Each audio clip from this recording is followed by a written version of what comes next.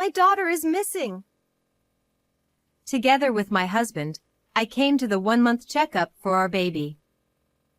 However, the nurse took our daughter away and hasn't returned. Frantically searching the hospital, a person stood before me. You need to escape too. To my surprise, it was the nurse who had taken charge of our daughter. She forcefully grabbed my arm and started running. She seemed frightened by something. Wait! Where is my baby? In response to my question, the nurse revealed a truth I didn't know. And I realized the true meaning behind her actions, leaving me stunned. Little did I know that this was just the prelude to the nightmare I would experience later. At 28, I gave birth to my daughter Maria and was on maternity leave. My husband, Nicholas, a senior bank employee, and I were very close. I love everything about you. Your full name sounds amazing, so let's keep it as is. Even after marriage, I kept my maiden name to avoid the hassle. We were blissfully happy, but I couldn't help but be curious about Nicholas's secretive side. I can't share much about my job. There are confidentiality obligations. He always evaded questions about where he worked and what he did. Given the strict privacy rules, I didn't press further. We both had enough to live comfortably, and I planned to return to work, so I didn't dig deeper. Little did I know that this was a grave mistake, one I'd regret deeply. At that moment, I had no idea the cruel events that lay ahead. One morning, I had just sent Nicholas off to work, and our 1-month-old daughter Maria was sleeping peacefully in her crib. Bang, bang, bang. The sound of someone pounding on our apartment door echoed through the room. Maria might wake up. I hurriedly opened the front door, only to find a thin, unfamiliar woman standing there. Her hair was bright blonde, but the roots were reddish, and the dry ends seemed to reflect her lack of composure. As soon as our eyes met, she began to panic. I can't work anymore. Please forgive me. What's going on? Who are you? Despite my questions, she continued to cry and scream, making it nearly impossible to understand her. I don't know you. I think you've got the wrong person. Terrified by her intensity, I forcefully closed the door. Still, she remained outside, sobbing and repeating apologies. Should I call the police? Just as I reached for my phone, I heard a thud from the mailbox. The woman blurted out, I can't take it anymore. Tell him to contact me. And then disappeared. Tentatively, I checked the mailbox and found a business card inside. On it was the name of a place where a man and a woman might have drinks together. Could it be, was Nicholas having an affair? Did that woman confront me because of him?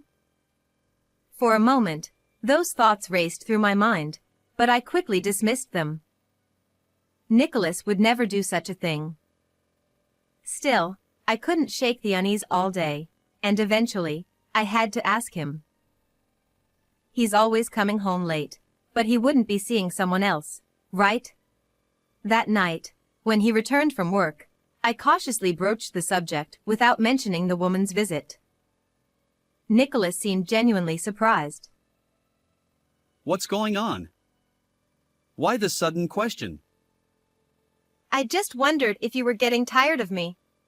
It was just a passing thought. What are you talking about? I'm head over heels for you. I don't talk to other women in private. He smiled gently and hugged me. Yes, that's right, the woman must have visited the wrong house. Relieved, I still couldn't bring myself to show Nicholas her business card or throw it away. Instead, I tucked it into the kitchen drawer. About a week later, something happened. Nicholas had taken a day off, so we went together for Maria's 1-month checkup.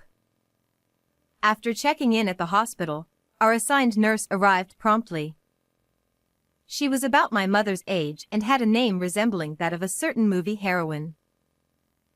Wow, how unusual! As I admired her, the nurse looked surprised for some reason and swiftly took Maria from my arms. Let's weigh the baby. Before I could respond, she hurriedly left the room. However, 15 minutes passed, then 20, and still no sign of the baby. Why was it taking so long? Worried, I peeked into the examination room, but Maria wasn't there. I think my child came to be weighed? I asked another nurse nearby, and to my surprise, she tilted her head and said, No baby came for weighing at that time. Shocked, I explained the situation at the reception desk with Nicholas. Thanks to the memorable name, they quickly investigated. Turns out, not only did they not know where the child was, but they also couldn't find the nurse. This is unbelievable. Let's split up and search. Panicked, Nicholas and I decided to comb through the large hospital. As I hurried down a corridor leading to the back exit, the nurse suddenly appeared before me. You! Where's my baby?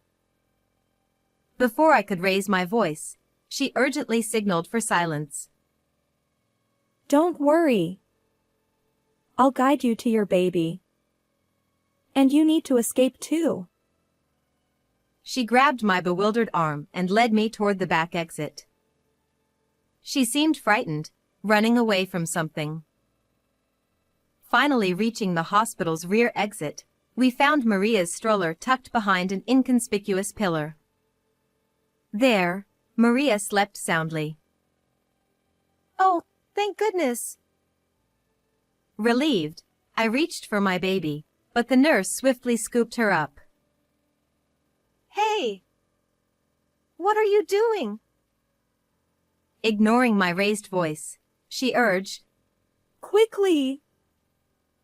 And continued running. Then, as she settled Maria into the child seat of a parked car outside, she instructed me to get in too. What on earth was happening? I couldn't fully comprehend, but determined to reclaim my child, I hesitantly got into the car. The nurse took the driver's seat, and we sped away. Finally, seeming a bit calmer, she cleared her throat and glanced at me. I apologize for startling you. But I couldn't speak there. We're short on time, so I'll explain briefly. As she drove, she began revealing shocking truths, showing me photographic evidence that left my heart pounding. This couldn't be. I wouldn't forgive this. And with each revelation, my anger intensified. After finishing our conversation, we retraced our steps. Although there was a minor commotion at the hospital, we had coordinated our story, so there were no issues. The nurse who had taken care of Maria explained that our daughter suddenly started fussing, and she searched for me before the weight measurement. However, at that exact moment, I had gone to a new restroom in a different building. Unaware of this mix-up, I returned to the original spot and claimed that our daughter hadn't returned, causing a commotion. I apologize for causing inconvenience due to my hasty assumptions. As I apologized deeply while holding our daughter, the hospital staff and Nicholas showed relieved expressions, knowing the baby was safe. After firmly shaking hands with the nurse and bidding farewell at the hospital, I began preparing for revenge. From the next day onward, I met with lawyers, conducted investigations, and gathered evidence. With help from my family, I managed childcare. Then, 6 days after Maria's 1-month checkup. All right, let's go to the movies and have a dinner date. Excitedly, Nicholas stood in the living room, putting on his jacket. We had arranged for childcare with my parents during the day, planning a rare date night. However, as we headed toward the front door as a couple, we heard a loud pounding. Let me in! Listen to me! The voice belonged to the same woman who had visited us before. Without hesitation, I opened the door. There stood the woman. Trembling, Nicholas ignored her, but I took her hand and invited her inside. Nicholas protested. Hey! Don't bother with this mysterious woman. I can't just ignore her. She must have something important to say, right? I led her into the house, and Nicholas reluctantly followed. Seated on the living room sofa as I suggested, the woman began to speak. Introducing herself as Isla, she explained that she was a single mother struggling financially. She had visited a small financial company seeking a loan and encountered Nicholas.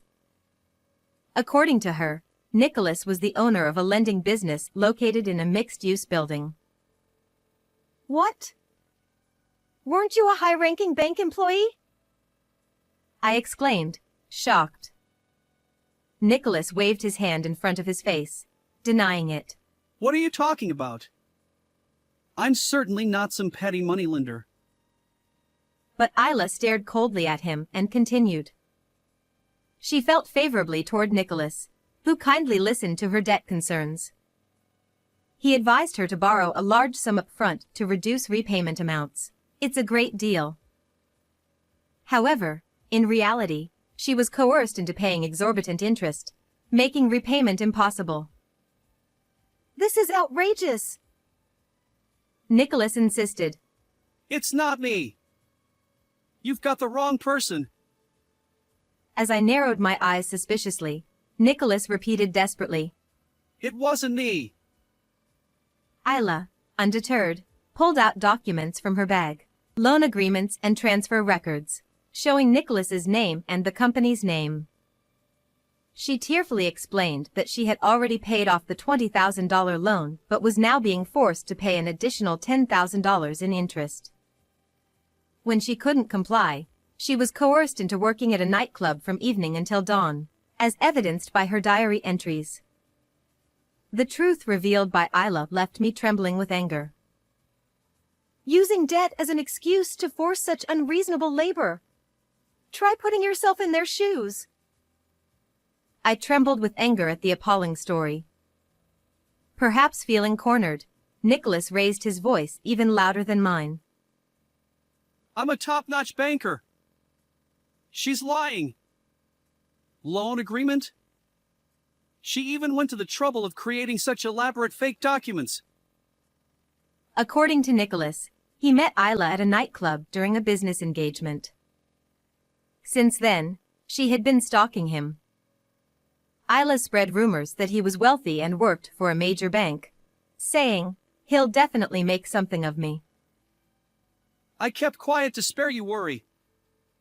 After all, our child is still young. Regret washed over me as I looked at his apologetic expression. This is the perfect opportunity. Don't ever appear before me again. I want no further involvement. He glared at Isla, shouting. To think all this happened. Can I trust you? I asked Nicholas, and he nodded confidently, embracing me. Isla stared at us with a piercing gaze. Ignoring her, I discreetly retrieved a piece of paper from the living room shelf. Could you write this just in case your claims turn out to be nonsense? I playfully handed Nicholas a divorce consent form. Suddenly, Nicholas froze, as if confronted with a terrifying document. You won't even sign a consent form? You lack the courage? I showed my disappointment, and he snatched the paper, flustered. No way. Trust me. Writing a consent form is a piece of cake. I hesitated because I thought that would satisfy you. He laughed, swiftly signing the document and returning it to me. Believe in me. He thumped his chest confidently. Unable to contain myself, I burst out laughing. We did it! Success! I cheered, high-fiving Isla. Nicholas stared at our sudden excitement, eyes wide. You fell for it completely. We've exposed everything. I spread a pile of photos from a bag on the table. The photos depicted Nicholas frequenting a dubious financial company within a mixed-use building. They showed him taking multiple women to nightclubs, making them work, and withholding their wages after their shifts. Capturing the desperate pleas of these women and his heartless actions made me feel nauseous. Truth be told, I had secretly planted a GPS tracker in Nicholas's belongings and had been tailing him since the day of Maria's 1-month checkup. While Maria stayed with my parents, I gathered evidence, discovering that Nicholas ran a ruthless loan shark business. You're no bank employee. I knew it 5 days ago when Isla told me. What? I confronted him with a furious expression. In fact, when Isla first barged into our home, I had used her business card to find her and hear her side of the story. Armed with the facts she provided, we staged this performance together to seek revenge. Fabricating lies and even calling Isla a stalker. Unbelievable. I said, and Isla nodded in agreement. And 6 months ago, you were already using aggressive collection tactics at the hospital. I recalled the story the nurse I met during Maria's 1-month checkup shared with me in the car. Surprisingly, she was an eyewitness to Nicholas's aggressive debt collection tactics. About 6 months ago, a woman covered in bruises was urgently brought in for treatment due to overwork caused by being forced to work relentlessly. While doctors and other staff tried to intervene, Nicholas and 2 other men burst into the room, shouting at the woman, Pay your debt. Running won't help. I'll chase you to hell. They even threatened her, saying, If you can't work to repay the debt, we'll use your life insurance. Eventually, before the police were called, Nicholas and his companions left the scene. However, the nurse remembered his face vividly. When she saw Nicholas during Maria's checkup, she immediately recognized him as that man from back then and tried to help me, thinking I was unaware of the situation. To convey the truth, she separated Maria and me from Nicholas and shared everything with me. So, am I about to be silenced and turned into money? I retrieved a life insurance contract from under the pile of photos. Somehow, it had been taken out in my name without my knowledge. No, that was just in case something happened to leave our child behind. Nicholas's continued evasiveness pushed me over the edge. Marrying into the family just to change your name and extort money from me. How despicable.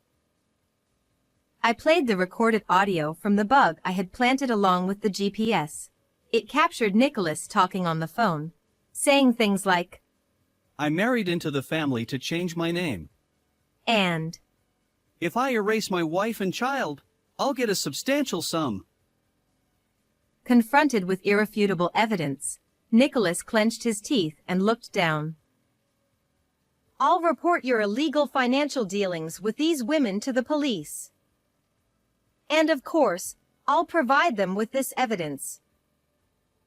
That's ridiculous. Involving the police is excessive. What are you saying after all you've done? Emotional distress compensation of $10,000, child support of $150,000, totaling $160,000. Plus compensation for the victims. And let the police handle the rest. I glared at him with contempt, and Nicholas, teary-eyed, bit his lip. But, I won't agree to a divorce. I'll haunt you forever. Nicholas seemed determined to harass me as a last resort. He flailed like a child, throwing a tantrum. However, I had the signed consent form. Well, it's too late for that. I fluttered the paper, declaring victory. Seeing this, Nicholas seemed to remember that he had signed it. His face paled, and he slumped, defeated. In the meantime, sirens sounded in the distance, and a police car arrived. While Nicholas and I argued, Isla had called for help. Nicholas, thoroughly dejected, was dragged off to the police station. Subsequently, Nicholas faced various charges. It became clear that he had extorted money from numerous people and forced them to work. Even the police officers interrogating him were furious. He was sweating and tearful during questioning. In court, the prosecutor pointed out his actions repeatedly, likely leading to more tears. The lawyer said, He'll spend years paying for his crimes in a dim room, and the compensation could amount to hundreds of thousands of dollars. Even if he gets released, he'll work tirelessly to repay his debts. Unfortunately, Nicholas only has money-minded associates. No one will help him. He'll face it alone. On the other hand, I promptly divorced him and began a new life with my daughter. Taking care of the baby was enjoyable, especially preparing her meals. I studied diligently, reading books and sharing my experiences on social media. My popularity grew, and I even published a recipe book. Plus, I got a little friendly with a male editor my age. He's dedicated to his work and great with kids. If things progress between us, I'll share with you more in the future. How did you like this story? Don't forget to subscribe to my channel. Until next time.